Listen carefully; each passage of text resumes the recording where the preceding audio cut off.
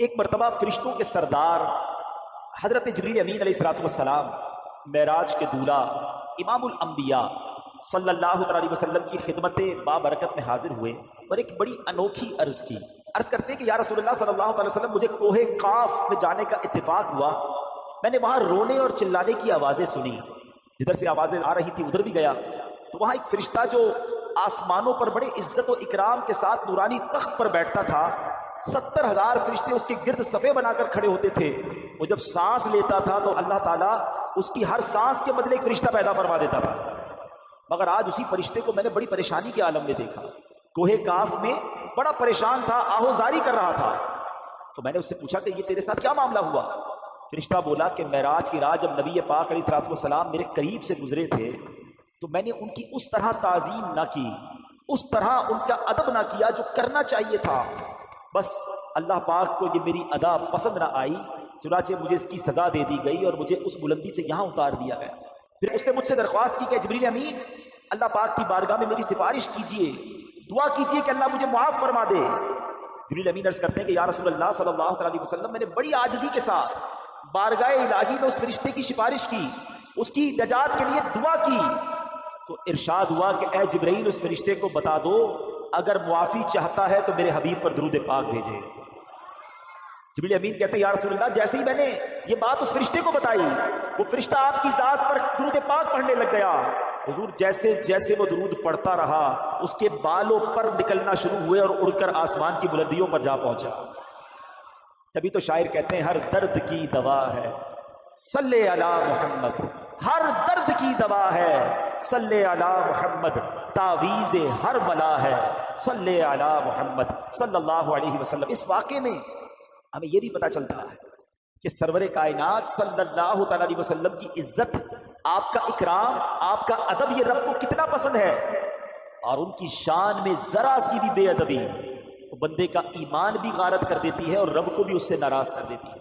تو ہمیشہ اللہ کریم سے دعا ہے ہمیں ادب والوں میں رکھے، با ادب با نصیب، با ادب با نصیب، اور بے ادب بد نصیب۔ جو بے ادب ہوتا ہے وہ راندہ درگاہ کر دیا جاتا ہے، وہ مردود کر دیا جاتا ہے۔ حضرت آدم علیہ السلام کا ادب نہ کیا، ساری زندگی کی عبادتیں اس کی اکارت کر دی گئیں، مردود کر دیا گیا۔ تو چاہے حج ہو، عمرے ہوں، نمازیں ہوں، صدقے ہوں، حلیہ مذہبی ہو، لیکن اگر دل میں ادب نہیں ہے تو یہ اعمال کسی کام کے نہیں ہے۔ یاد رکھیے علم اچھی چیز ہے مگر ادب بہت ضروری ہے، تو رب کریم ہمیں ادب والوں کے ساتھ رکھے۔ محفوظ سزا رکھے نہ شہاب ادبوں سے، محفوظ سزا رکھے نہ شہاب ادبوں سے، اور مجھے سے بھی سرزد نہ کبھی بے ادبی ہو۔ میٹھے اسلامی بھائیوں، میرے آقا حضرت ام ہانی رضی اللہ تعالیٰ عنہ کے گھر آرام کر رہے ہیں کہ جبریل امین جو فرشتوں کے سردار ہیں نبی پاک کے دربار میں آتے ہیں، آرام سے جگاؤں کیسے؟ رب کا حکم ہے کہ محبوب کو بلایا جائے مگر محبوب آرام کر رہے ہیں۔ یہ وہی آرام ہے، مولا علی نے دیکھا کہ عصر کی نماز جاتی ہے تو چلی جائے، آقا کے آرام میں خلل نہ آئے۔ اب جبریل امین کو جگانا ہے، اللہ اکبر، بلاوا رب کی طرف سے ہے۔ سوچا کیسے جگاؤں، ادب کیا ہوتا ہے؟ عرض کیا کرتے ہیں جو اعلیٰ حضرت نے گویا قصیدہ معراج میں کہا کہ فرمایا یہی سما تھا کہ پے کے رحمت، خبر یہ لایا کہ چلیے حضرت، ذرا سمجھیے گا بات کو، کیا خبر لایا کہ چلیے حضرت تمہاری خاطر کشادہ ہے۔ کیا کشادہ ہے؟ جو کلیم پر بند راستے تھے۔ ذرا سوچئے یہ کون سا سفر تھا؟ تھوڑا سا پیچھے چلتے ہیں۔ حضرت موسیٰ علیہ السلام کو اللہ نے بڑا مقام دیا۔ In the whole world nobody have power to speak with Allah سبحانہ وتعالی۔ حضرت موسیٰ سے پہلے کوئی ایسا نہیں تھا جو اللہ سے بات کر سکے بلا واسطہ، ڈائریکٹ ہے۔ آپ کو کلیم اللہ کہا گیا اور آپ اللہ سے بات کرنے کوہ طور پر جاتے تھے۔ کیسا مقام تھا؟ ان کو فیل کیسا ہوتا ہوگا کہ اس پوری کائنات میں I am one and only who can speak، جو اللہ کریم سے بات کر سکتا ہے، جس نے یہ کائنات بنائی ہے۔ اب دل میں تمنا جاگی، مولا کلام کی سعادت دی ہے، اب اپنا دیدار بھی کرا دے۔ رب ارنی، اے اللہ تجھے دیکھنا چاہتا ہوں۔ ارشاد کیا ہوتا ہے؟ لن ترانی، اے موسیٰ تم مجھے دیکھ نہیں سکو گے۔ پھر ارشاد فرمایا کہ اے موسیٰ اس پہاڑ پر ہم اپنی تجلی نازل کرتے ہیں، اگر یہ پہاڑ اپنی جگہ پر رہا تو پھر تم دیکھ پاؤ گے۔ مگر جب اس پہاڑ پر یعنی کوہ طور پر تجلی ڈالی گئی، وہ پہاڑ جو ہے وہ ریزہ ریزہ ہو گیا۔ حضرت موسیٰ بھی اس تجلی کو برداشت نہ کر سکے اور بے ہوش ہو گئے۔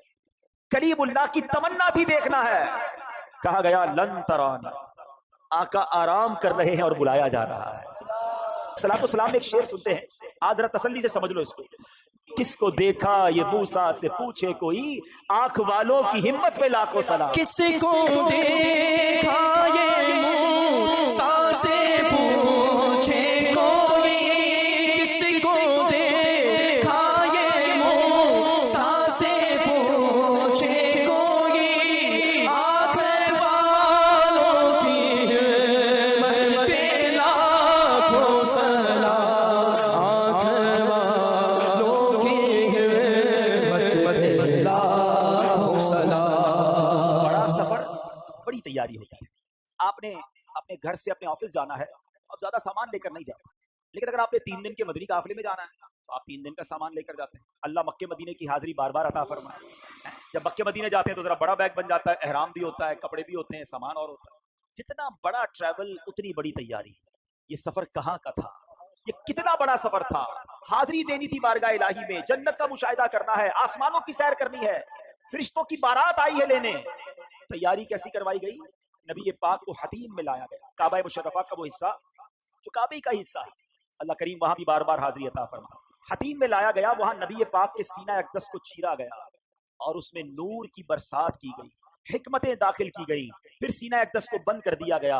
آج لوگ کہتے ہیں سائنس نے بڑی ترقی کر لی ہے، اوپن ہارٹ سرجری ہوتی ہے۔ سنو، 1450 سال پہلے ایک بار نہیں، نبی پاک کی 4 بار اوپن ہارٹ سرجری ہوئی۔ مگر یہ کیسی سرجری تھی؟ نہ کوئی ٹانکے کا نشان ہے، نہ کوئی تکلیف ہے، آقا دیکھ رہے ہیں کہ دل کو باہر نکالا گیا ہے اور نبی پاک کے سامنے نور ڈالا جا رہا ہے۔ اللہ اکبر، یہ بھی نبی پاک کا معجزہ ہے۔ اور پھر وہ سفر شروع ہوتا ہے۔ اب نبی پاک مکہ پاک سے بیت المقدس جاتے ہیں۔ سبحان اللہ، بیت المقدس کا سفر یہ براق پر کیا جاتا ہے۔ براق کی بات بھی سن لو، ہے جو اتنا پیارا مہمان ویسی سواری بھیجی جاتی ہے نا، اگر کوئی بہت بڑی شخصیت ہو تو اس کو ذرا اچھی گاڑی میں بلایا جاتا ہے، نارمل بندے کو کہا جاتا ہے آپ آ جائیے گا، ٹھیک ہے، اور بہت ہی زیادہ معزز ہو بندہ کہتا ہے کسی دوست کی اچھی والی گاڑی لے کے بھیجوں، اتنی بڑی شخصیت ہے، اس کے سٹینڈرڈ کی کوئی سواری ہونی چاہیے۔ اللہ نے اپنے پاس اپنے حبیب کو بلانا ہے، سواری بھیجی، جنتی سواری، براق۔ اچھا، براق جو تھا اس کی سپیڈ کیا تھی ذرا سنیے گا۔ حدیث میں مضمون ملتا ہے کہ براق کی سپیڈ اتنی تھی کہ جدھر نگاہ پڑتی تھی ادھر اس کا پیر پڑتا تھا۔ یعنی اگر آپ سوچیں کہ اگر آپ بالکل کھلے میدان میں کھڑے ہو جائیں یا سمندر پہ چلے جائیں تو کتنے دور تک ہماری نظر جاتی ہے، جدھر تک آئی سائٹ جاتی تھی ادھر وہ ایک قدم رکھتا تھا، اگلا قدم ادھر رکھتا تھا، دوبارہ آئی سائٹ جدھر جاتی تھی۔ اتنی سپیڈ سے یہ ٹریول ہوا، اور سبحان اللہ براق کے اندر ایک زبردست شاک آبزرور بھی تھا۔ لوگ کہتے ہیں گاڑی وہ اچھی جس میں جھٹکے نہ لگے، ذرا سموتھ ڈرائیو ہونی چاہیے۔ دیکھو اللہ نے اپنے حبیب کو بلایا تو کس شان سے بلایا۔ جب یہ براق اوپر کی طرف جاتا تھا نا، آسمان کی طرف، اب دیکھیے گھوڑے پہ اگر آپ بیٹھے ہوں اور گھوڑا اونچائی کی طرف جائے تو آپ پیچھے ہو جاتے ہیں، تھوڑی تکلیف ہوتی ہے نا انسان کو، کیونکہ گھوڑا اوپر جا رہا ہے۔ تو روایتوں میں لکھا کہ اس کے پچھلے پیر بڑے ہو جاتے تھے، جب یہ اوپر جاتا تھا تو پچھلے پیر بڑے ہو گئے تاکہ اس کی پشت سیدھی رہے، نبی پاک کو سواری میں تکلیف نہ ہو۔ اچھا، جب یہ براق نیچے اترا، آپ کوئی گھوڑا نیچے اتر رہا ہے آپ آگے کی طرف ہو جائیں گے، پھر ڈیفیکلٹی ہوگی۔ فرمایا جب نیچے اترا تو اس کے اگلے پیر اونچے ہو جاتے تھے۔ یہ وہ فلیکسیبلٹی تھی کہ حبیب کو بلایا ہے تو کوئی تکلیف نہ پہنچے، کس شان سے سواری بھیجی گئی۔ اللہ اکبر۔ نبی پاک علیہ الصلوۃ والسلام اب پہنچتے ہیں اس جگہ پر جسے ہم بیت المقدس کہتے ہیں۔ بیت المقدس ویسے بھی دیکھنے کی بڑی تمنا ہے، لیکن جب سے یہ پڑھا ہے اور جب پڑھتے ہیں ایک دل میں عجب تمنا جاگ اٹھتی ہے۔ ذرا سوچو تو صحیح کہ کائنات میں ایسی نماز نہ اس سے پہلے ہوئی نہ اس کے بعد ہوگی، جب اس کائنات کے سب سے بہترین افراد یعنی انبیاء کرام کم و بیش 1,24,000 آل ٹوگیدر ونس ٹائم، ایک ہی وقت میں وہ بیت المقدس میں موجود ہیں، صفے تیار ہیں، مؤذن فرشتے ہیں، اقامت دینے والے جبریل امین ہیں۔ اور اب جبریل امین نے عرض کیا حضور اب آپ امامت فرمائیے، امام الانبیاء میرے آقا امامت فرما رہے ہیں۔ سبحان اللہ۔ سیدی اعلیٰ حضرت امام اہل سنت بڑی پیاری بات لکھتے ہیں، فرماتے کہ وجہ کیا تھی، معراج کی رات کی جماعت کیوں جو ہے وہ سجائی گئی، یہ بلایا کیوں گیا سب کو۔ سبحان اللہ۔ رہتی دنیا کو یہ بتانا تھا۔ اعلیٰ حضرت کہتے ہیں نماز اقصا میں تھا یہی سر کہتے ہیں راز کو، یہاں کہتے ہیں ظاہر ہونا۔ فرماتے نماز اقصا میں تھا یہی سر، یہی راز تھا کہ ایاں ہو مانائے اول آخر، پتا چل جائے دنیا کو کون اول ہے کون آخر ہے دست بستہ پیچھے حاضر، سارے ہاتھ باندھے کھڑے ہیں، کون؟ جو سلطنت آگے کر گئے تھے۔ اقسام سواری جب پہنچی، جبریل نے بڑھ کے کہی تقبیر، نبیوں کی امامت اب بڑھ کر سلطان جہاں فرماتے ہیں، اللہ اللہ کہو، اللہ اللہ اللہ اللہ اللہ اللہ کہو، اللہ اللہ۔ اب نماز سے میرے آقا فارغ ہوئے، اب آسمان کے سفر کی تیاری ہے۔ اب سفر آسمان میں وہی براق ہے، وہی بارات ہے، وہی دولہا ہے، وہی باراتی ہے۔ آن کی آن میں پہلا آسمان آ گیا۔ یہ پہلا آسمان کتنا دور ہے ذرا غور کیجئے گا، پلک جھپکتے کچھ ہی لمحوں میں نبی پاک پہلے آسمان پر پہنچ گئے۔ اب یہ سب انبیاء جو ہے نبی پاک کو ویلکم کر رہے ہیں، مرحبا کہہ رہے ہیں، نبی پاک آگے بڑھتے گئے۔ اب سدرۃ المنتہا آ گیا۔ اب یہاں جو ساتھی ہے جو ام ہانی کے گھر سے لے کر ساتھ جا رہے ہیں، جبریل امین، وہ عرض کرتے ہیں کہ حضور بس اب یہاں سے آگے میں نہیں جا سکوں گا، یہ میری لمٹ ہے، اس سے آگے گیا تو میرے پر جل جائیں گے۔ اللہ اکبر، اب اس کے آگے فقط رب کے حبیب جا رہے ہیں۔ یہ وہ مقام ہے کہ جبریل امین بھی پیچھے رہ گئے۔ اللہ اکبر، اب جناب نبی پاک علیہ الصلوۃ والسلام جب آگے جاتے ہیں، جبریل ٹھہر کر سدرا پر بولے جو بڑے ہم ایک قدم، جل جائیں گے سارے بالوں پر، اب ہم تو یہیں رہ جاتے ہیں۔ جبریل ٹھہر کر سدرا پر بولے جو بڑے ہم ایک قدم، جل جائیں گے سارے بالوں پر، اب ہم تو یہیں رہ جاتے ہیں۔ اللہ اللہ کہو، اللہ اللہ اللہ اللہ اللہ اللہ کہو، اللہ اللہ۔ نبی پاک کا جو اگلا سفر ہے نا، اس کے بارے میں کوئی کچھ نہیں بتا سکتا کہ وہاں کیا ہوا، کتنی دیر دیدار ہوا، اللہ نے اپنے حبیب کو کیا دیا، حبیب پاک نے کیا لیا۔ وہ ایسی راز کی باتیں ہیں، وہ ایسی کرم کی باتیں ہیں کہ جتنا اللہ کریم نے قرآن میں بتایا اور جتنا حبیب پاک علیہ الصلوۃ والسلام نے ہمیں آ کر بتایا، اس کے علاوہ کوئی اس کے بارے میں نہیں جانتا۔ قرآن مجید فرقان حمید میں اللہ کریم سورہ نجم میں کیا کمال کے ارشادات فرماتا ہے۔ سورہ نجم ایسا لگتا ہے جب پڑھیں تو کہ نعت پڑھ رہے ہیں۔ اللہ کریم ارشاد فرماتا ہے، بسم اللہ الرحمن الرحیم، والنجم اذا ہوا، اس پیارے چمکتے تارے محمد کی قسم، ما ضل صاحبکم وما غوا، تمہارے صاحب نہ بہکے نہ بے راہ چلے، وما ينطق عن الهوى، اور وہ کوئی بات اپنی خواہش سے نہیں کرتے، ان هو الا وحی یوحى، وہ تو نہیں مگر وہی جو انہیں کی جاتی ہے۔ سنو، میرے آقا جو کہتے ہیں اللہ کی طرف سے عطا ہوتا ہے وہ کہتے ہیں۔ اعلیٰ حضرت یوں ہی نہیں کہتے، وہ دہن جس کی ہر بات وحی خدا، چشمہ علم و حکمت پہ لاکھوں سلام ہے۔ اب یہ قرآن بتا رہا ہے کہ کیا ہوا وہاں پر، فرمایا ثم دنا فتدلا فکان قاب قوسین او ادنا، پھر وہ جلوہ نزدیک ہوا۔ قرآن کہتا ہے پھر خوب اتر آیا، تو اس جلوے اور اس کے محبوب میں 2 ہاتھ کا فاصلہ رہا، بلکہ اس سے بھی کم۔ اب باتیں کیا ہوئی وہاں پر؟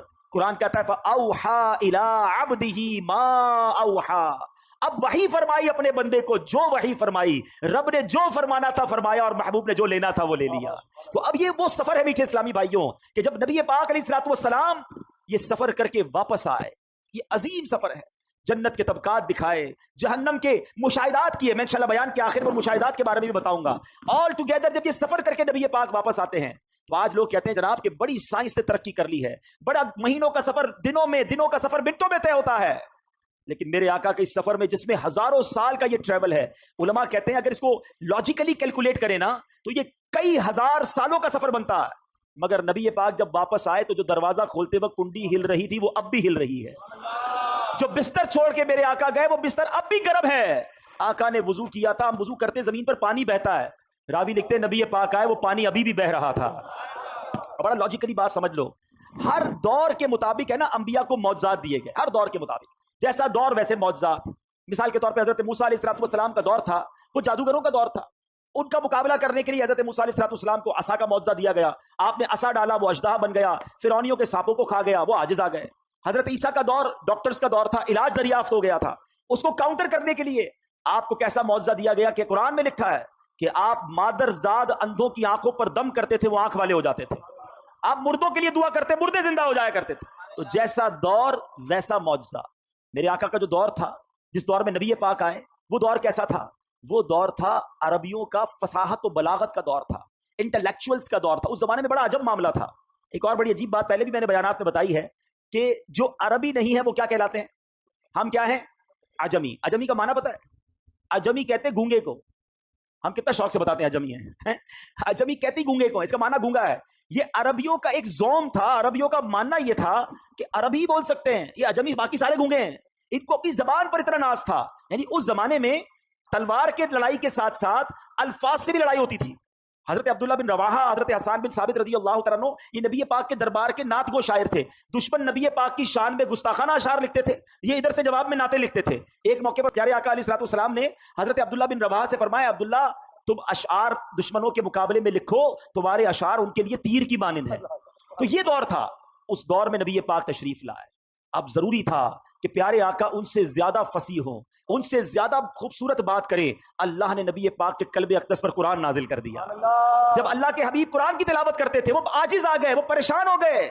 وہ کہتے یہ کسی انسان کا کلام نہیں ہے، یہ کیسی باتیں کرتے ہیں. اور کمال کی بات یہ ہے انہوں نے یہ بھی دیکھا تھا کہ بچپن سے اب انہیں دیکھ رہے ہیں یہ کسی مدرسے میں نہیں گئے، کسی استاد کے پاس نہیں گئے. اس کا مطلب یہ تھا کہ اللہ نے اپنے حبیب کو ڈائریکٹلی علم عطا فرمایا. الرحمن علم القرآن، اللہ نے اپنے حبیب کو یہ سارے علوم عطا فرمائے. اور جب میرے آقا گفتگو فرماتے تو پھر کیا ہوتا؟ بریلی کے تاجدار لکھتے ہیں، آقا میں نثار تیرے کلام پر. حضور آپ کی باتیں کیسی تھی؟ زبان تو بہت سارے لوگوں کو ملی ہیں، میں نثار تیرے کلام پر. ملی یوں تو کس کو زبان نہیں؟ وہ سخن ہے جس میں سخن نہ ہو، وہ بیان ہے جس کا بیان نہیں. تیرے آگے یوں ہیں دبے لچے. فصحا عرب کے بڑے بڑے بڑے بڑے فصحا بلغا انٹلیکچوئلز بیٹھتے تھے. میرے آقا بات کرتے وہ شاکڈ ہو جاتے، اسٹونشڈ ہو جاتے، حیران ہو جاتے، ایسا لگتا خود گونگے ہو جاتے. اعلیٰ حضرت کہتے تیرے آگے یوں ہیں دبے لچے. فصحا عرب کے بڑے بڑے، کوئی جانے منہ میں زبان نہیں، نہیں بلکہ جسم میں جان نہیں. لگاتے ہیں یہ ایمان والے، لگاتے ہیں نعرہ یہ ایمان والے. بولو محمد ہمارے بڑی شان والے، محمد ہمارے بڑی شان والے. کیا شان ہے میرے آقا کی، بولو سبحان اللہ. اعلیٰ حضرت فرماتے ہیں زمین و زمان تمہارے لیے، مکین و مکان تمہارے لیے، چنین و چنا تمہارے لیے، بنے دو جہاں تمہارے لیے، دہن میں زبا تمہارے لیے، بدن میں ہے جاں تمہارے لیے، ہم آئے یہاں تمہارے لیے، اٹھے بھی وہاں تمہارے لیے. تمہاری چمک، تمہاری دھمک، تمہاری جھلک، تمہاری مہک، زمین و فلک، سمک و سمک میں سکہ نشاں تمہارے لیے. کون دیتا ہے دینے کو منہ چاہیے، بولو دینے والا ہے سچا ہمارا نبی محمد ہمارے بڑی شان والے. میں عرض کر رہا تھا کہ یہ تو وہ دور تھا نا کہ جس میں انٹلیکچوئلز تھے، فصحا تھے، ان کا مقابلہ نبی پاک نے جب گفتگو کی تو ان کے پاس کوئی جواب نہیں تھا. مگر میرے آقا کا دور وہاں ختم تو نہیں ہو گیا نا. لا نبی بعدی، میرے آقا کے بعد تو کسی نبی نے نہیں آنا. اب میرے آقا کا دور صبح قیامت تک ہے. تو ہو سکتا ہے آج کا یہ ماڈرن دور کوئی ماڈرن نوجوان آ کر کہے، سائنسدان آ کر کہے کہ جناب اب تو سائنس نے اتنی ترقی کر لی، تمہارے نبی تو اونٹوں اور گھوڑوں پر سفر کرتے تھے، آج ہم جناب چاند پر پہنچ گئے، مریخ پر پہنچ گئے، بڑا راکٹوں کا زمانہ آ گیا ہے، سپر سونک ایئر کرافٹ بن رہے ہیں، آواز کی رفتار سے زیادہ تیز طیارے بن گئے. بتاؤ کیا اسلام میں تمہارے نبی کے پاس کوئی ایسا معجزہ ہے جو آج کی سائنس کو جواب دے سکے؟ اللہ اکبر. سنو تو صحیح، ہزاروں سال کا سفر کر کے میرے آقا آتے ہیں اور کنڈی ابھی ہل رہی ہے. گویا ہوا یہ کہ کم وقت میں نہیں بلکہ نبی پاک نے یہ سارا سفر نو ٹائم میں کیا، وقت وہی ٹھہرا ہوا تھا. ماجرا یہ ہے، اب عشق والا جواب سن لو. دراصل بات یہ ہے کہ میرے آقا تو سارے جہان کی جان ہے نا. جب جان چلی گئی تو جہان رک گیا تھا، آقا واپس آئے جہان نے پھر چلنا شروع کر دیا.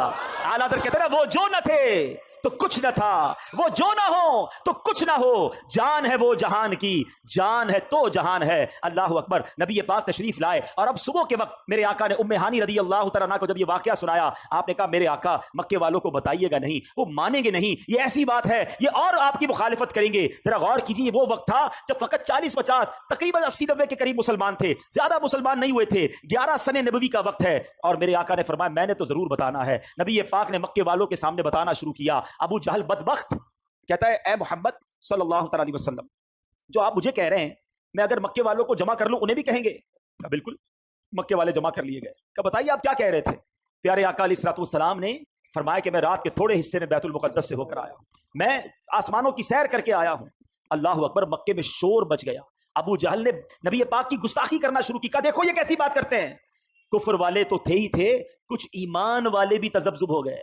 جو کمزور ایمان والے تھے ان پر بھی امتحان کی گھڑی آ گئی. یاد رکھیے گا واقعہ معراج جہاں نبی پاک کی شان اور قدر و منزلت کو بیان کرتا ہے, وہاں یہ ایمان والوں کا امتحان بھی ہے, یہ ٹیسٹ بھی ہے کہ تمہیں اپنے نبی پر کتنا اعتماد ہے. اللہ اکبر. جب یہ شور شرابہ ہوا تو مکے والوں نے کہا کہ آج موقع اچھا ہے ابو بکر صدیق کو پیارے آقا سے دور کرنے کا. یاد رہے سیدنا صدیق اکبر اس زمانے میں بھی بڑے معزز تھے, بڑے بیپاری تھے. ان کا مسلمان ہونا کافروں کو بڑا کھٹکتا تھا. انہوں نے کہا کسی طرح ان کو دور کر دو, اسلام کمزور ہو جائے گا. فوراً پہنچے صدیق اکبر کے گھر پر, دروازہ کھٹکھٹایا, دروازہ کھلا. کہا ابو بکر تم جانتے ہو تمہارے نبی کیا کہتے ہیں, جن کا تم بڑا نام لیتے ہو, بڑا عجیب دعویٰ کرتے ہیں. کہا بتاؤ کیا کہتے ہیں. کیا وہ کہتے ہیں کہ رات کے تھوڑے حصے میں میں بیت المقدس سے ہو کر آیا ہوں. اچھا یہ اعتراض کیوں تھا, پہلے تھوڑا ٹیکنیکلی سمجھ لو.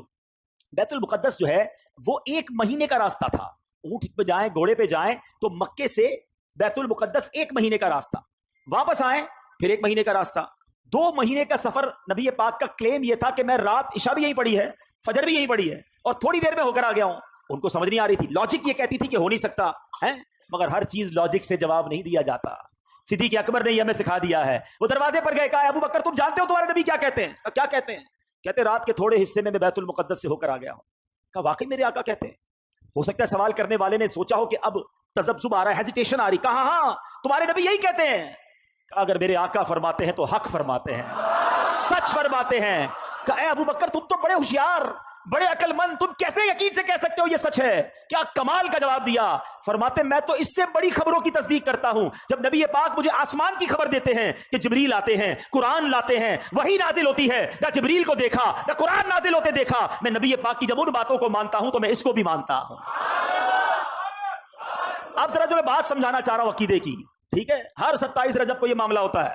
ہاں اس دن سے لے کر آج تک ہو رہا ہے کہ اس دن کچھ لوگ کہتے ہیں یہ کیسے ممکن ہے, یہ اتنی دیر میں اتنا بڑا سفر کیسے ہو گیا. اور کچھ دیوانے ہیں جو کہتے ہیں شاہ دولہ بنا آج کی رات ہے.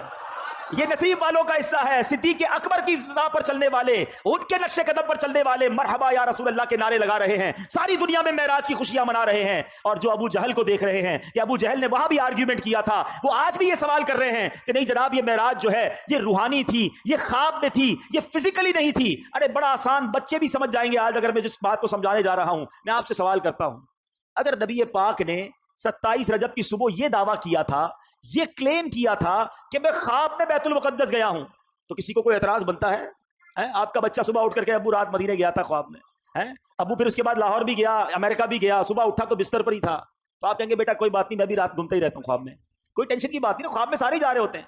یعنی کمال یہ ہے کہ ابو جہل اور مکے والوں کا یہ اعتراض کرنا اور یہ جھگڑا کرنا اور حضرت ابو بکر صدیق کے دروازے تک جانا, یہ اس بات کی دلیل ہے کہ نبی پاک نے اس صبح یہی کہا تھا کہ میں فزیکلی بنفس نفیس جسم و روح کے ساتھ اس سفر پر گیا تھا. عقل مندوں کے لیے اشارہ کافی ہے. تو بہرحال میرے بیچ اسلامی بھائیوں, یہ سفر کمپلیٹ ہوا, مگر اس سفر میں ایک اور بڑا کمال کا کام ہوا. نبی پاک علیہ الصلوۃ والسلام کو ایک تحفہ دیا گیا, اور وہ تحفہ کیا ہے؟ نماز کا تحفہ دیا گیا. اچھا نماز کی اہمیت کو سمجھو, اور احکام جو ہے نا شریعت کے, وہ زمین پر جبریل امین لے کر آئے. حج, روزہ, زکات, بہت سارے احکام وہ آسمان سے جبریل امین آتے تھے, مگر نماز کی اہمیت سمجھو کہ نبی پاک کو عرش پر اور اس کے بھی آگے بلا کر یہ تحفہ دیا گیا. یہ تحفہ وہاں دیا گیا تاکہ اندازہ ہو کہ اس کی اہمیت کیا ہے. مگر جب میرے آقا واپس آ رہے ہیں تو حضرت موسیٰ علیہ الصلوۃ والسلام سے ملاقات ہوگی کہ اے محمد صلی اللہ علیہ وسلم, رب کی بارگاہ سے کیا لائے ہو؟ پیارے آقا فرماتے ہیں کہ مجھے 50 نمازیں میری امت پر فرض کی گئی ہیں. حضرت موسیٰ کہتے ہیں اے محمد صلی اللہ علیہ وسلم واپس جائیے, کم کروا کر لائیے, میں نے بنی اسرائیل میری قوم کو دیکھ لیا ہے, یہ 50 نہیں پڑھ سکیں گے. نبی پاک پھر جاتے ہیں, واپس آتے ہیں, 45 ہو جاتی ہیں. بتائیے 45 ہو گئی, کہا نہیں اور جائیے, یہ زیادہ ہے, کم کروائیے. پھر جاتے ہیں, 40 ہو جاتی ہے. پھر جاتے ہیں 30, 35, 30. آپ عرض کرتے رہے, پیارے آقا جاتے رہے. یہ تھوڑا سا رک جاتا ہوں. ایک اور بات اس میں سیکھنے والی ہے کہ نبی پاک کی رسائی کیسی تھی. جب چاہتے چلے جاتے تھے. یہ ایک بار جانا نہیں ہوا, کسرے دنا تک کس کی رسائی, جاتے یہ ہیں, آتے یہ ہیں, پھر جاتے یہ ہیں, آتے یہ ہیں. یہ کیسا کنیکشن تھا, یہ کیسی اجازت تھی. اچھا ایک اور عشق والی بات علماء کہتے ہیں کہ حضرت موسیٰ نے ہمارا تو بھلا کیا ہی کیا, اپنا بھی ایک بھلا کیا تھا. کوہ طور پر دیکھنا چاہتے تھے نا, نہیں دیکھ پائے نا. آج بھی کچھ شاک پتہ ہے جو مدینے سے آتا ہے نا, اس کی آنکھوں کا دیدار کرتے ہیں کہ ہم نے مدینہ نہیں دیکھا, ان آنکھوں نے مدینہ دیکھا, ان آنکھوں کو چوم لوں. حضرت موسیٰ پیارے آقا کی ان آنکھوں کو دیکھنا چاہ رہے ہیں. حضور ذرا پھر دیکھ کر آئیے، میں پھر آنکھیں دیکھ لوں. آپ پھر اللہ کی بارگاہ میں جائیے، میں پھر آپ کی آنکھیں دیکھوں. بار بار نبی پاک جا رہے ہیں، آخر 5 ہو گئیں. حضرت موسیٰ نے تو وہاں بھی کہا تھا حضور اس کو بھی کم کروا کے لائیے. نبی پاک فرماتے ہیں مجھے حیا آتی ہے اللہ کی بارگاہ سے. مگر وہاں سے ارشاد کیا ہوا، حدیث پاک ہے کہ جب 50 سے 5 کر دی گئیں تو آواز دی گئی، اے محبوب ہماری بات نہیں بدلتی، آپ علیہ الصلوۃ والسلام کے لیے ان 5 کے بدلے میں 50 کا ثواب ہے. اے مسلمانوں یہ تحفہ معراج کی رات ملا. تو آج سب نیت کر لیں کہ آج کے بعد ہماری کوئی نماز قضا نہیں ہوگی کچھ بھی ہو جائے. یہ بہانے نہ کیا کرو نماز کے ساتھ، طبیعت ٹھیک نہیں ہے، سر میں درد ہے، اگلے جمعے سے پڑھ لوں گا، رمضان آنے دو پھر پڑھ لوں گا. جس طرح کھانا پینا ہمیں نہیں چلتا نا کھائے پیے بغیر، نماز زندگی کا وہ لازمی حصہ ہونی چاہیے. کھڑے ہو کے نہیں پڑھ سکتے بیٹھ کے پڑھے، بیٹھ کے نہیں پڑھ سکتے لیٹ کے پڑھے، بیمار ہیں لیٹ کے نہیں پڑھ سکتے اشارے سے پڑھے. اگر نماز معاف نہیں ہے تو آج یہ نیت کرنی ہے انشاءاللہ. یہ معراج کی رات ہمیں یاد دلاتی ہے. اچھا مزے کی بات ہے، نبی پاک کی معراج تو رب کی بارگاہ میں حاضری ہے، اور نماز کو مومن کی معراج کہا گیا. اور پتہ یہ کدھر لے جائے گی نماز؟ جب نبی پاک نے رب کا دیدار کیا تو دل کے کسی کونے میں قابل تو نہیں مگر تمنا تو جاگتی ہے نا کہ کاش ہم بھی اپنے رب کو دیکھیں. جس خالق نے بنایا، جس خالق کی کائنات ایسی ہے، میرا وہ خالق کیسا ہوگا. تو اب سنو، احادیث میں یہ مضمون ملتا ہے کہ جو نمازی ہوگا اس کو بروز قیامت اللہ کا دیدار کروایا جائے گا. تو اللہ کا دیدار کرنا ہے نا تو پھر نماز پڑھنی ہے انشاءاللہ. اب نماز قضا نہیں ہوگی انشاءاللہ. ایک اور عقیدے کی بات، عشق کی بات ہے. لوگ کہتے ہیں دنیا سے پردہ فرمانے کے بعد کوئی مدد نہیں کر سکتا. نمازیں وہ 5 پڑھتے ہیں، ہاں بھائی 50 نہیں پڑھتے. یہ مدد کس نے کی تھی؟ یہ مشورہ کس نے دیا تھا؟ حضرت موسیٰ علیہ الصلوۃ والسلام نے. وہ تو پردہ فرما چکے تھے. تو اگر مدد مانگنا غیر اللہ سے اور وہ بھی دنیا سے چلا گیا غلط ہے تو پھر ان لوگوں کو تو 50 پڑھنی چاہیے. ہم تو مانتے ہیں بھائی کہ اللہ والے دنیا سے جانے کے بعد بھی مدد فرماتے ہیں. تو اب یہ سمجھنے والی بات ہے کہ یہ احادیث میں ہے. اللہ کے حبیب فرما رہے ہیں کہ مجھے حضرت موسیٰ نے کہا کہ جائیے واپس عرض کیجئے. تو اس کا مطلب یہ ہوا کہ اللہ کے نیک بندے اور انبیاء تو سبحان اللہ، انبیاء، صحابہ، اولیاء اللہ کے کرم سے یہ دنیا سے پردہ فرمانے کے بعد بھی مدد کرتے ہیں. یہ یقیناً ہمارا عقیدہ ہے کہ جتنے یہ جو بزرگان دین ہیں یہ مرنے کے بعد جو بھی ہیلپ کرتے ہیں یہ اللہ کی عطا سے کرتے ہیں. یہ ہمیشہ یاد رکھیے، بِإِذْنِ اللہ، اللہ انہیں یہ پاور دیتا ہے اور وہ رب کی عطا سے کسی کی مدد کرتے ہیں. ہر نبی، ہر ولی، ہر صحابی وہ محتاج ہے رب کا، رب کسی کا محتاج نہیں ہے. تو اگر یہ عقیدہ ہے تو اس میں کوئی پرابلم نہیں ہے اور اس میں کنفیوز ہونے کی بھی ضرورت نہیں ہے. بہرحال میرے میٹھے اسلامی بھائیوں، اس واقعے کے بعد کچھ بڑے عجب واقعات بھی ہوئے جو نارملی آپ نے نہیں سنے ہوں گے. کہ ایک سفر معراج کے بعد نبی پاک علیہ الصلوۃ والسلام گھر آئے تو گھر سے باہر جب آئے تو ایک کنیز کو دیکھا جو رو رہی تھی. بیچاری کمزور سی کنیز تھی اور اس کے ہاتھ میں ایک آٹے کا تھیلا تھا. نبی پاک نے فرمایا کیوں رو رہی ہو؟ کہتی حضور میں فلاں غیر مسلم کی کنیز ہوں، میرے مالک نے مجھے چکی میں آٹا پسوانے کے لیے بھیجا، میں بیمار ہوں، چل بھی نہیں پاتی ہوں، اب مجھے دیر ہو گئی ہے، مجھے ڈر ہے کہ اب میں یہ آٹا لے کر لیٹ پہنچوں گی نا تو مجھے بہت ڈانٹے گا، مجھے سزا دے گا. بیچاری چل بھی نہیں پا رہی تھی. اللہ کے حبیب، رب کے حبیب ابھی ابھی معراج سے آئے ہیں، اتنا بڑا شرف پا کر آئے ہیں. مگر نبی پاک نے فرمایا اچھا چلو میں تمہارے ساتھ چلتا ہوں، تمہارے مالک کے پاس تمہاری سفارش کر دوں. نبی پاک نے اس کنیز کا آٹے کا تھیلا اٹھا لیا. تھوڑی سی دیر رکتا ہوں، مجھے اور آپ کو کوئی بڑا مقام مل جائے تو اب غریب تو گئے نا، ان سے ملنے کی کیا ضرورت ہے؟ بھائی میرے تو تعلقات کدھر ہیں، میں تو فلاں پروگرام میں جاتا ہوں، مجھے تو ادھر بٹھایا جاتا ہے، میرا تعلق بڑے لوگوں سے. آپ پرانے دوست، غریب رشتہ دار، ان کا کیا کرنا ہے؟ ارے عرش کے دولہا بن کر آئے ہیں اور کنیز کے آٹے کا تھیلا اٹھا رہے ہیں. تیری عاجزی پہ لاکھوں، تیری سادگی پہ لاکھوں، وہ سلام عاجزانہ مدنی مدینے والے. سنو، میرے آقا اس کے گھر پہنچ گئے، دروازہ کھٹکھٹایا. وہ نبی پاک علیہ الصلوۃ والسلام کو جب دروازے پر غیر مسلم دیکھتا ہے تو ہکا بکا رہ گیا. جانتا تھا کہ یہ مسلمانوں کے نبی ہیں. تو کہا آپ کیسے تشریف لائے؟ تو فرمایا کہ یہ تمہاری کنیز ہے، پریشان تھی، ڈر رہی تھی تمہارے پاس آنے کے لیے، اس کو معاف کر دو. تو بتائیے وہ کیا کہتا ہے، وہ جو غیر مسلم تھا کہتے پہلے مجھے بتائیے آپ کو آج رات معراج نصیب ہوئی ہے نا؟ غیر مسلم کہتا ہے اے محمد صلی اللہ تعالی وسلم آج رات آپ کو معراج نصیب ہوئی ہے؟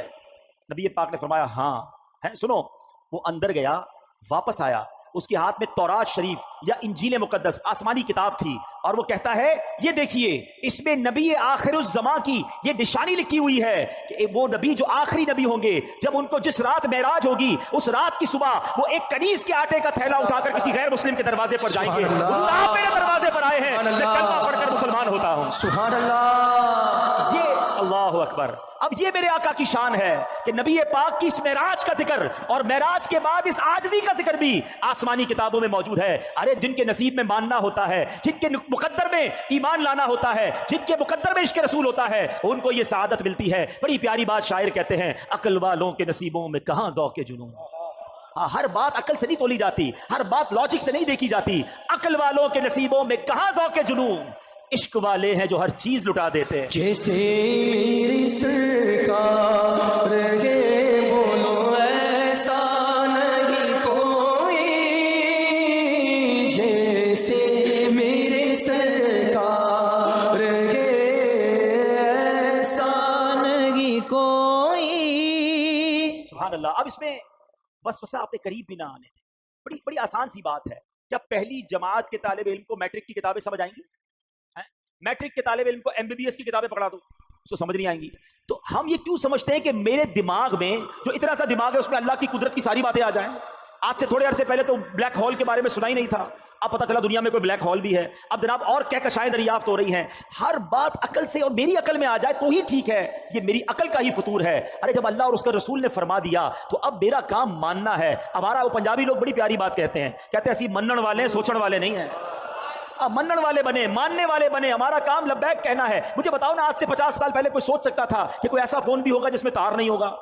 اچھا جناب، اس میں ہم آواز کے ذریعے بھی بات کریں گے، ویڈیو کے ذریعے بھی ایک دوسرے کو دیکھ سکیں گے. سچی بات بتاؤں، یہ کرامتیں معجزات سمجھانا اب سائنس نے بڑا آسان کر دیا ہے. پیران پیر دستگیر کیا کہتے ہیں؟ فرماتے ہیں نظرت الی بلاد اللہ جمعا کخردلۃ علی حکم اتصالی. غوث پاک کہتے ہیں میں اللہ کے شہروں کو اس طرح اپنی ہتھیلی پہ دیکھتا ہوں جیسے رائی کے دانے کو دیکھتا ہوں. اب جناب باقی لوگ، ہو سکتا ہے کسی کے ذہن میں وسوسہ آئے کہ یہ کیسے ممکن ہے کہ غوث پاک بغداد میں ہو اور ساری دنیا کو ہتھیلی پہ دیکھیں. اب سائنس نے بڑا آسان کر دیا. 5-10 ہزار کا موبائل لے لو، 100 روپے کا انٹرنیٹ ڈلوا لو، گوگل کی اپلیکیشن ڈالو، بولو دنیا کا کون سا شہر دیکھنا ہے، تمہارا گھر بھی اس میں نظر آ سکتا ہے. ذرا سرچ کرو تو آپ کی گلی نظر آتی ہے. ارے مجھ جیسا گناہگار چھوٹے سے موبائل کو لے کر ساری دنیا دیکھے. میرا غوث اگر اللہ روحانی کنیکشن دے دے تو تمہیں کیا اعتراض ہے؟ تو اے میرے میٹھے اسلامی بھائیوں، اپنے اللہ نے اپنے ولیوں کو، صحابہ کو، اولیاء کو، انبیاء کو یہ کمالات عطا کیے ہیں. اس میں ہمیں سوچنا نہیں چاہیے. ایک آخری واقعہ سنا کر بیان ختم کرتا ہوں. واقعہ بڑا کمال کا ہے. ایک شخص شیخ شہاب الدین سہروردی رحمۃ اللہ تعالی فرماتے ہیں کہ شیخ ابن سکینہ کا ایک مرید تھا. اس کی ذمہ داری تھی کہ وہ ہر جمعے کو جو صوفیاء کرام نماز کے لیے آتے تھے ان کی جا نماز وغیرہ مسجد میں بچھاتا تھا. پھر نماز کے بعد فارغ ہو جاتے تو مصلی واپس اٹھا کر خانقاہ میں رکھ دیتا. تو اس کو وسوسے آتے تھے معراج کے حوالے سے. کیسے ہو سکتا ہے، اتنا بڑا سفر بھی ہوا، رات بھی نہیں بیتی، تو اس کو وسوسے آتے رہتے تھے. وہ جا نماز لے کے، جمعے کا دن تھا، وہ نکلا اپنے گھر سے. کہا بھی ٹائم ہے، راستے میں دریا دجلہ آیا تو اس نے وہاں کہا تھوڑی دیر میں نہا لیتا ہوں. اس نے جا نماز وغیرہ رکھی، کچھ کپڑے وپڑے اتارے اور دریا میں لگایا غوطہ. جیسے ہی غوطہ لگایا تھوڑی دیر بعد ڈبکی لے کے باہر نکلا تو سارا منظر ہی چینج. کپڑے بھی نہیں، مسلے بھی نہیں، بالکل نیا کنارہ. بڑی مشکل سے جسم ڈھانپتا ڈھونپتا باہر نکلا. معلوم کیا میں کدھر ہوں؟ تو کہا یہ تو مصر ہے. ڈبکی لگائی بغداد میں اور نکلا مصر میں. اب اس کو اندازہ، اچھا اس زمانے میں تو کوئی ٹیلی فون نہیں تھا کہ گھر والوں کو بتاتا میں ادھر آ گیا ہوں، یا کوئی فیکس کر دیتا. کہا اب تو لگتا ہے زندگی ادھر ہی گزرے گی. وہ گیا کسی سونار کے پاس، سونار سے کام وام سیکھا، نوکری کرنا شروع کی. اور وہاں اس سونار نے جب اس کا کام اچھا دیکھا، کچھ عرصے بعد اپنی بیٹی سے اس کی شادی کر دی. 7 سال یہ بندہ ادھر ہی رہا. 7 سال کے اندر اس کے 3 بچے بھی پیدا ہو گئے. اس کے بعد پھر کسی وقت وہاں نہانے آیا. اب اس نے جو ڈبکی لگائی تو نکلا دریا دجلہ میں. وہ جا نمازیں بھی پڑھی ہیں، وہ کپڑے بھی پڑے ہیں. حیران، کپڑے پہنے، جا نمازیں اٹھائیں. وہاں پہنچا تو وہی جمعے کا دن ہے. جا نمازیں بچھائیں، لوگوں نے جمعہ پڑھا. اس کے بعد پیر صاحب کے پاس آیا اور پیر صاحب کو کہا کہ پیر صاحب ایسا ایسا واقعہ ہوا ہے، آج ہی کے دن میں 7 سال گزار کر آ گیا ہوں. پیر صاحب نے کہا کوئی وسوسہ تو نہیں آتا تھا تمہیں؟ کہا ایک وسوسہ آتا تھا. کیا آتا تھا؟ کہا میں سوچتا رہتا تھا کہ یہ معراج کا جو سفر ہے یہ اتنا بڑا سفر ہوا اور وقت کیسے نہیں گزرا. پیر صاحب کہتے ہیں اللہ نے تجھے وہ سب کچھ دکھا دیا ہے. جا کے اپنے بچوں کو لے کر آ مصر سے. اب یہ اللہ والوں کی باتیں ہیں. ابھی بھی اس واقعے کے بعد بھی ہو سکتا ہے کسی کے ذہن میں یہ بات آئے کہ جناب یہ کیسے ممکن ہے. شاید آج سے 50-100 سال بعد سائنس کوئی ٹائم مشین بنا لے گی تو لوگ کہیں گے ہاں یار یہ ممکن تھا. نہیں میرے میٹھے اسلامی بھائیوں، عقل کی لمٹ ہوتی ہے، اللہ کی قدرت کی کوئی لمٹ نہیں ہے. جو رب کن فرما کر فیکون فرما سکتا ہے، جو اس دنیا اور کائنات کو بنا سکتا ہے، وہ جو چاہے کر سکتا ہے. اس نے قرآن میں خود یہ فرمایا ہے ان اللہ علی کل شیء قدیر. وہ خالق ہے، وہ مالک ہے، وہ جو چاہے کر سکتا ہے. تو بہرحال اللہ کریم نے ہمارے آقا کو یہ عظیم معجزہ عطا فرمایا. اور کیوں نہ ہمیں خوشی ہو، ہمارے کسی پیارے کو کوئی گفٹ مل جائے، کوئی نام اس کا روشن ہو جائے، ہمیں اچھا لگتا ہے. تو ہمارے حبیب کو، ہمارے آقا کو، ہمارے لجپال آقا کو یہ وہ موقع ملا، یہ وہ معراج ملی، یہ وہ سعادت ملی جو اس سے پہلے کسی کو نہیں ملی. سبحان اللہ. بریلی کے تاجدار لکھتے ہیں نا، وہ خدا نے ہے مرتبہ تجھ کو دیا، وہ خدا نے ہے مرتبہ تجھ کو دیا، نہ کسی کو ملے نہ کسی کو ملا، کہ کلام مجید نے کھائی شہا، تیرے شہر و کلام و بقا کی قسم، تیرا مسند ناز عرش بری، تیرا محرم راز روح امی، تو ہی سرور ہر دو جہاں ہے شہا، تیرا مثل نہیں ہے خدا کی قسم۔ صدقے سنان کے قربان اس اکرام کے ہو رہی ہے، دونوں دونوں عالم میں تمہاری واہ ہو رہی ہے، دونوں عالم میں تمہاری واہ۔ اچھا، اب نبی پاک کے اس معجزے میں دو کمالات ہیں۔ کمالات تو بہت سارے ہیں، ایک تو یہ کہ پیارے آقا نے یہ لانگ ٹریول کیا اور ٹائم نہیں لگا، ایک یہ کمال ہو گیا، یعنی ٹائم رک گیا۔ دوسرا کمال یہ ہوا کہ نبی پاک نے فیوچر میں ٹریول کر لیا۔ یہ جو نبی پاک نے جنت دیکھی، جہنم کے طبقات دیکھے، یہ سب ہونا ہے، یہ ہوا نہیں ہے۔ قیامت ہوگی، نبی پاک ہی جنت کا دروازہ کھولیں گے، پھر لوگ جنت میں جائیں گے اور جہنم میں جائیں گے جب حساب کتاب ہو جائے گا۔ یعنی ہزاروں سال کے بعد جو ہونا ہے میرے آقا نے وہ بھی جا کر دیکھ لیا۔ یہ بھی نبی پاک کی شان ہے۔ نبی پاک علیہ الصلوۃ والسلام چل رہے تھے تو اپنے سے آگے کسی کے قدموں کی آہٹ سنی۔ جبریل امین سے پوچھا یہ کس کے قدموں کی آواز ہے؟ فرمایا بلال حبشی کے قدموں کی آواز ہے۔ آقا معراج سے واپس آئے، کہا بلال ایسا کون سا عمل کرتے ہو کہ میں نے جنت میں اپنے آگے تمہاری قدموں کی آواز سنی؟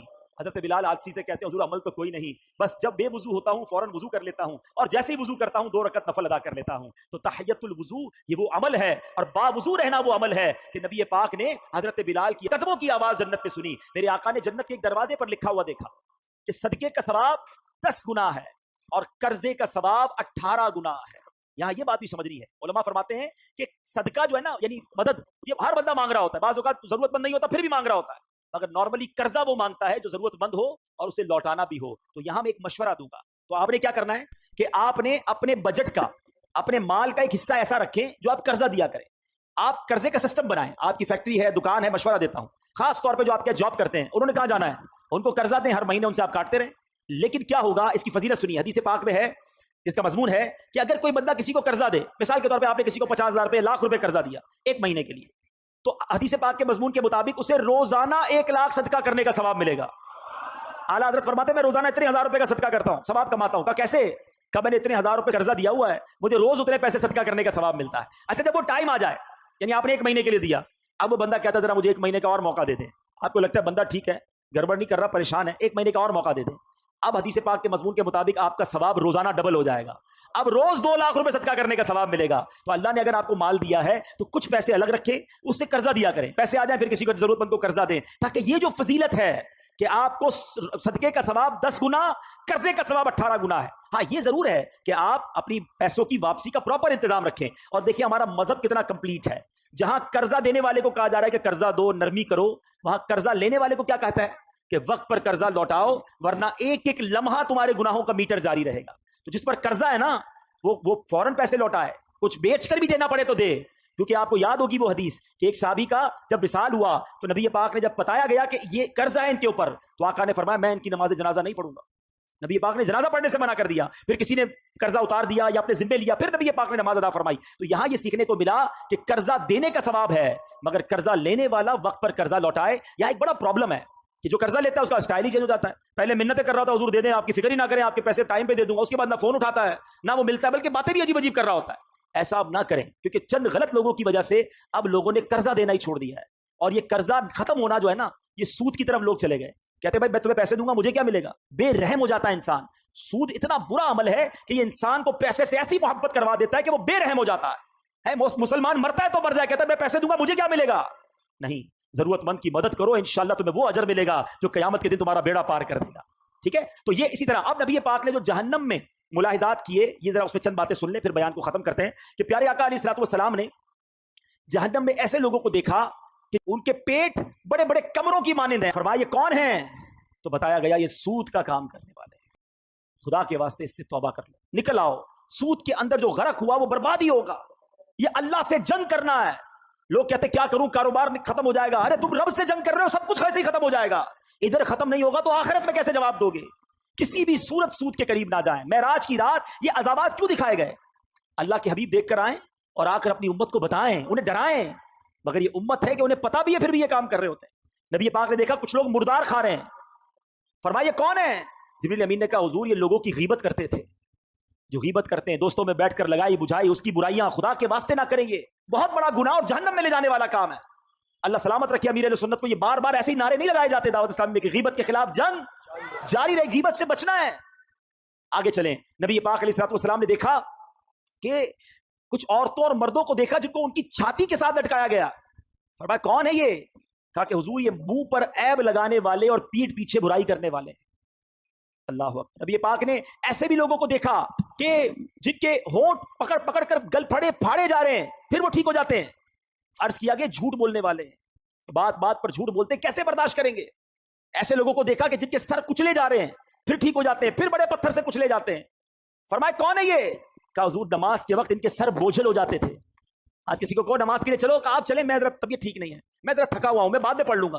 نماز کے نام سے سر بوجھل ہو جاتا ہے۔ توبہ کیجیے، نماز کے لیے ایکٹیو ہو جائیے۔ جہاں ہم نے واقعہ معراج سنا، دلوں کو خوشی ملی، وہاں اپنی لائف میں، اپنی زندگی میں تبدیلی بھی لائیں۔ اللہ کرے کہ آج کی رات ہماری زندگی کا ٹرننگ پوائنٹ بن جائے۔ آپ کو کوئی کہے کہ یار تم نے تو جھوٹ بولنا چھوڑ دیا، تو آپ کہیں کہ نبی پاک کی معراج آئی، اس خوشی میں نے جھوٹ سے توبہ کر لی۔ یار آپ ماشاءاللہ فجر میں بھی نظر آ رہے ہیں، 5 نمازیں پڑھ رہے ہیں، الحمدللہ میرے آقا کو معراج کی رات نماز کا تحفہ ملا، میں نے 5 وقت نماز پڑھنے کی نیت کر لی۔ یہ مزہ ہے نا کہ آپ کی زندگی میں یہ شب معراج بدلاؤ کیا لائی کہ آپ نے سود چھوڑا، آپ نے حرام چھوڑا، اور پھر دیکھیں میرے آقا کی بارگاہ میں جب آپ یہ تحفہ پیش کریں گے کہ حضور آپ کی معراج کی خوشی میں نے ان برے کاموں سے توبہ کی اور اب باقی زندگی انشاءاللہ آپ کی سنت کے مطابق اور دین کے احکام کے مطابق گزاروں گا، تو پھر ہم تو غلام ہیں نا۔ غلام اپنی حیثیت کے مطابق تحفہ دیتا ہے اور بادشاہ اپنے کرم کے مطابق دیتا ہے۔ پھر جب نبی پاک عطا فرمائیں گے تو ہماری جھولیاں بھر دیں گے۔ تو ہے میرے میٹھے اسلامی بھائیوں، آج نیت کر لیں انشاءاللہ کہ آج کے بعد حرام روزی کے قریب بھی نہیں جائیں گے انشاءاللہ۔ فضیلت ہے وہ سن لیتے ہیں۔ میرے آقا علیہ الصلوۃ والسلام فرماتے ہیں جو 27 رجب کا روزہ رکھے اللہ پاک اس کے لیے 60 مہینے کے روزوں کا ثواب لکھتا ہے۔ حضرت سلمان فارسی رضی اللہ تعالیٰ روایت کرتے ہیں کہ پیارے آقا علیہ الصلوۃ والسلام نے ارشاد فرمایا رجب میں ایک دن اور رات ہے، جو اس دن کا روزہ رکھے اور رات کو عبادت کرے تو گویا اس نے 100 سال کے روزے رکھے اور 100 سال شب بیداری کی، اور یہ رجب کی 27 تاریخ ہے۔ حدیث پاک میں ہے کہ رجب میں ایک رات ہے کہ اس میں نیک عمل کرنے والے کو 100 سال کی نیکیوں کا ثواب ملتا ہے۔ وہ رجب کی 27ویں رات ہے جو اس رات میں 12 رکعت پڑھے، غور سے سن لیں، اور ہر رکعت میں سورہ فاتحہ اور اس کے بعد کوئی بھی سورت ملا لے، اور ہر 2 رکعت پر التحیات پڑھے، اور پوری 12 رکعت پڑھنے کے بعد سلام پھیرے، یعنی ایک ہی سلام سے پڑھنی ہے 12 رکعتیں، ہر 2 رکعت بعد التحیات پڑھ کے پھر کھڑے ہو جائیں، سورہ فاتحہ کے ساتھ کوئی بھی سورت ملا لے، بہتر ہے 3 بار سورہ اخلاص پڑھ لیں، ٹھیک ہے۔ اب جب 12 رکعتیں پوری ہو جائیں تو پھر آپ نے 3 تسبیحاں پڑھنی ہیں۔ 100 بار کیا پڑھنا ہے؟ سبحان اللہ والحمد للہ ولا الہ الا اللہ واللہ اکبر، یہ 100 بار پڑھیں۔ پھر 100 بار استغفار پڑھ لیں، استغفر اللہ استغفر اللہ ربی من کل ذنب واتوب الیہ، یہ پڑھ لیں، اور پھر 100 بار درود پاک پڑھ لیں۔ جب یہ وظیفہ کمپلیٹ ہو جائے تو نبی پاک فرماتے ہیں اپنی دنیا اور آخرت کے لیے جس چیز کے بارے میں دعا مانگے گا اور صبح کو روزہ رکھے گا، اللہ پاک اس کی سب دعائیں قبول فرمائے گا، سوائے اس دعا کے جو گناہ کے لیے ہو۔ معاذ اللہ اگر کوئی اپنے گناہ کے کام کے لیے دعا کرے گا تو وہ قبول نہیں ہوگی۔ اللہ پاک ہم سب کو عمل کرنے کی توفیق عطا فرمائے، آمین بجاہ النبی امین صلی اللہ تعالی علیہ وسلم۔ میرے اعمال کی اصلاح